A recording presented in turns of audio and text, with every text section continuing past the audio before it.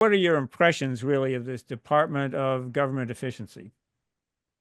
My impression is that it was an election device that was going to try to put substance to the common claim, which we've heard in elections for, well, probably since before I could hear, that government overspending was a matter of waste, fraud, and abuse, and that if you were more efficient in the use of the tax dollars of the American taxpayer, that it could all get done, everything that needed to be done, and everything people wanted done could all get done, and far less money would be involved because you'd be more efficient by getting rid of all the waste, fraud, and abuse. This was a common theme in Ronald Reagan's career, and in his presidency, he set up the Grace Commission. We won't get into that. He set up this, that, and the other thing that we're all going to recommend changes to the federal budget. So they want to set something up that is not a commission, that is not a compromise group from Congress, such as we've seen in more recent years, but which would have real teeth and authority to step in, supersede, one has to assume, supersede the agencies, supersede the regular congressional budget process, and just say, no, no, no, we at DOGE have decided that that's not government efficiency, and therefore it's going to change.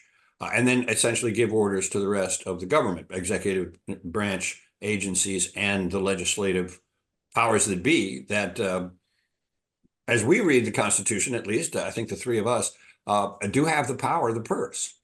So that's an extraordinary assertion, but it's trying to put some kind of substance to this common theme of waste, fraud, and abuse, and test the theory of whether or not waste, fraud, and abuse can be sufficient to balance the federal budget without cutting Social Security or defense or anything else that people actually like.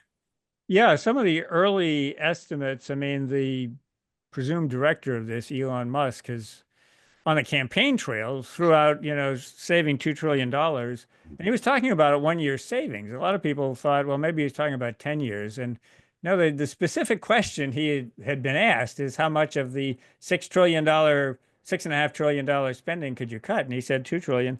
He's since scaled that back to a trillion. Okay, but that's still a lot of money in a 1 year. It's a huge amount of money. Not that the goal is bad everybody wants to cut waste, fraud, and abuse, but it's sometimes in the eye of the beholder. And if you're going to take off the entitlement programs, Medicare, Social Security, that makes it more difficult. Tom, what's your impression of DOGE? Well, look, first of all, I think anybody who looks at the budget recognizes that what's driving it is entitlements.